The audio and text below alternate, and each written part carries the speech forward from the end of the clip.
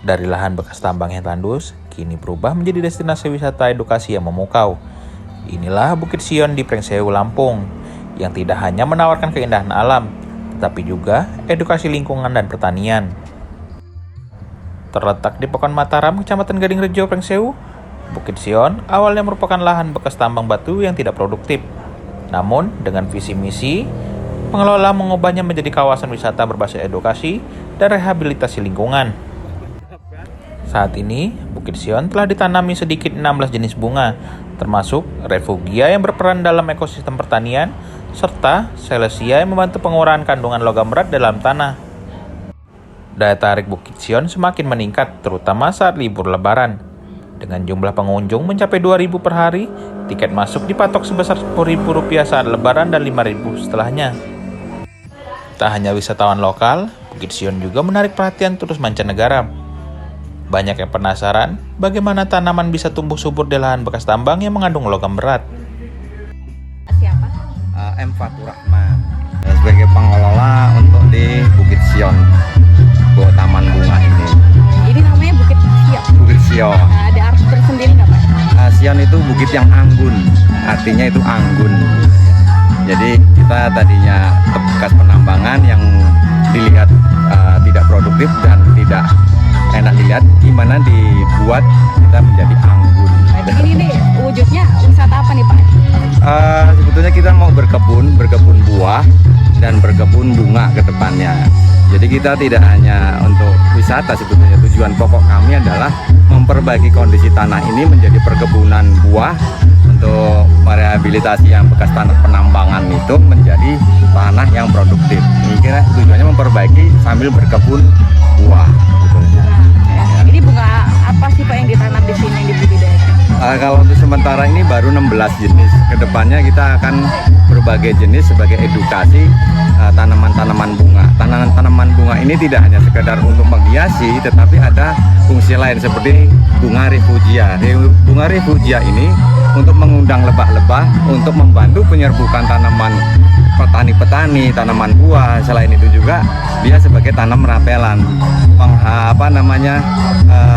Hama itu tidak menyerang ke tanaman-tanaman pokok yang dibudidayakan oleh petani, tetapi dialihkan ke tanaman bunga itu.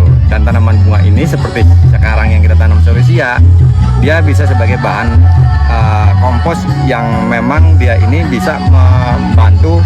Kalau tanaman yang terserang virus, dia bisa memperbaiki virus. Yang kedua, dia bisa mereduksi tanah yang banyak mengandung logam, sama si Celosia ini direduksi, diolah menjadi bahan yang menjadi mudah terurai. Karena salah satunya bahan-bahan logam seperti di sini kan batuan mangan, Mn itu kalau dalam tumbuhan dia ada mesinnya diproduksi menjadi vitamin-vitamin.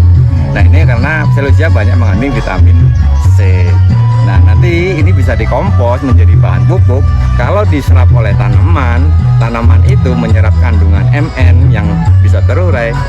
Tanaman-tanaman buahnya banyak mengandung vitamin C. Oke. Jadi untuk fasilitasnya sendiri selain taman bunga ini ada apa aja Pak? Atau hanya taman bunga saja gitu? Sementara waktu tanaman bunga sama kemarin kita sebetulnya ke pertanian seperti tanaman melon, tanaman cabai. Karena ini sebetulnya di samping bunga, sela-selanya ada tanaman cabai yang tanpa perlakuan seperti pestisida dan lain-lain. Jadi kita selain untuk bunga, kita bisa menunggu panenan cabai. Untuk budidayanya dimulai dari kapan ini Pak dibukanya untuk jadi wisata? Ini di bulan November, di awal masih berantakan, masih batu-batu, masih rumput liar seperti tanaman duri. Kita mulai menanam di pertengahan Desember dan di Januari pertengahan itu sudah mulai berbunga. Dan ini sebetulnya terlalu prematur dibuka, tetapi kan antusias masyarakat ingin menikmati tentang bunga yang sudah bermekaran, ya silakan. Luasnya sendiri Pak, berapa nih? Kalau luasannya kurang lebih sekitar 7 hektar. Nanti kedepannya kita akan siapkan seperti tempat-tempat edukasi, inovasi pertanian, perkebunan. Kita juga mau bangun suatu perpustakaan bunga, perpustakaan pertanian. Kita free itu, nanti kita siapin wifi. Nanti istilahnya bukan hanya pertanian, jadi dari hulu sampai hilir, produk dari mulai benih sampai menjadi produk turunan, buat bibit tomat sampai menjadi saus, cabai cabai dari bibit sampai menjadi saus gitu kan. Nah di sini juga tanaman buahnya bermacam-macam. Seperti nanti kita ada hamparan perkebunan anggur. Ini yang sudah ditanam kita jenis-jenis durian, jenis-jenis alpukat dari berbagai macam jenis. Ada petai, jengkol pun kita tanam untuk sebagai edukasi. Ada tanaman herbal juga nanti ke depannya. Jadi 7 hektar ini yang lahan seluruhnya ini atau hanya yang sudah ditanami bunga? Baru sekitar 2,5 hektar yang baru sudah kita ditanami, Bu. kelola. Yang sisanya ini nanti kita masih plot, tapi kita siapkan bibit-bibit dari berbagai macam-macam jenis buah-buahan. Nanti kita juga mau produksi seperti jenis-jenis melon, stroberi, pokoknya apa yang bisa kita tanam kita coba tanam untuk sebagai selain untuk edukasi, kita juga gimana bisa untuk memberdayakan masyarakat yang memang senang nanam melon, yang senang nanam bawang merah, yang senang nanam cabai. Nah, ada tempat yang untuk berdiskusi di sini, tempat nyantai sambil berdiskusi tentang nanti menghadapi masalahnya kita pecahkan bersama. Untuk tiket masuknya sendiri berapa? Tiket masuk kita kalau pas kebetulan kemarin itu sebetulnya kita sukarela sebenarnya. Cuman karena ini banyak melibatkan masyarakat sekitar, artinya mereka untuk pemeliharaan untuk di Lebaran ini khususnya hanya khusus di bulan Idul Fitri ini tanggal 1 sampai tanggal 6 ini tiketnya sih kita lumayan 10.000. Sebetulnya nanti kembali ke 5.000. Karena sebetulnya kita mau free kan gitu kan. Tapi karena banyak masyarakat yang terlibat untuk nanti untuk pemeliharaan dan perawatan. Untuk dari awal atau sebelum Lebaran itu Pak, kunjungannya gimana itu Pak? Antusias sekali. Dan ini sama halnya sudah karena luar biasa sampai nggak muat yang parkiran kurang lebih hampir setengah hektar itu. Untuk wisatawan sendiri yang Bapak tahu ada nggak yang dari luar daerah Pak? Ada. Nah kebetulan ini lintasan kurang lebih tidak jauh dari sini. Kalau orang-orang dari Bule dari barat itu mampir. Ya, hampir tiap hari ada bule, ada. Gimana Pak interaksinya Pak dengan pengelola sini? Apakah memang apa sih yang menarik dari sini dan apa yang dilihat dari wisatawan luar itu ke Bukit Sion ini? Mereka bilang seperti ini. Oh, kenapa? Ternyata bisa seperti jenis-jenis tanaman subtropis, jenis bunga mereka ini subtropis bisa ditanam di daerah yang tropis, yang daerah panas. Dan ini apalagi tanah yang memang ekstrim lah, karena batu 90% ini batu mangan, batu logam. Itu biasanya kalau MN dan Eb itu aluminium, MN mangan itu yang sangat meracuni tanaman untuk pertumbuhannya. Nah, kok bisa dia beradaptasi di sini?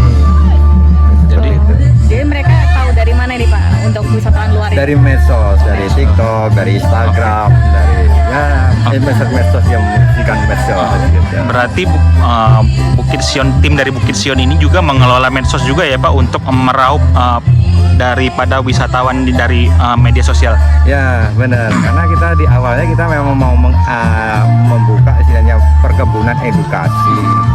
Jadi pemecahannya biar tanah-tanah di sini kurang lebih sekitar ini kurang produktif, tanah-tanah sekitaran sini. Kita ingin kedepannya bisa produktif ke semuanya itu. Jadi ke depan apa mau diadain paket edukasi untuk anak sekolah apa gimana? Ya, jadi outing class kita juga akan mengadakan seperti field trip. Jadi ada pengenalan tentang tanaman-tanaman herbal, pengenalan jenis-jenis alpukat, tanaman jenis-jenis mangga, jenis-jenis durian.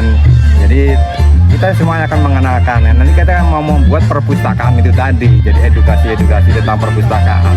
Karena bahasa istilahnya sederhananya kita mau membuat suatu keintegrasian antara pertanian perkebunan.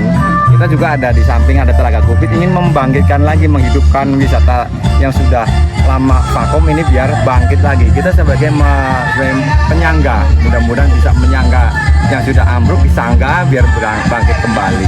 Terintegrasi antara pertanian, perikanan, perkebunan dan produk turun-turunan hasil dari perkebunan, dari kerajinan. Oke. Kalau dilihat dari ini kuantitasnya sehari itu bisa berapa wisatawan sih kesini kurang lebih kira-kira? Untuk sementara ini kurang lebih per hari rata-rata 1.000 sampai 2.000 pengunjung. Kalau untuk Lebaran ini udah terlihat pengunjung datang tuh dari kemarin atau hari dari lebaran pertama, malah lebaran pertama sudah antri. Jadi Iya. tempat spot foto ya Pak ya. Ya mohon maaf juga karena kita masih baru seumur jagung lah. Kayaknya masih tua seumuran jagung, ini masih di bawah seumuran jagung usia kita. Tapi kita berproses sambil ya silakan kalau memang hasil dari kerja kita bisa menghibur atau bisa sesuatu yang bermanfaat bagi masyarakat banyak, kita persilahkan. Karena nanti ke depan kita mau camping ground tapi yang beredukasi.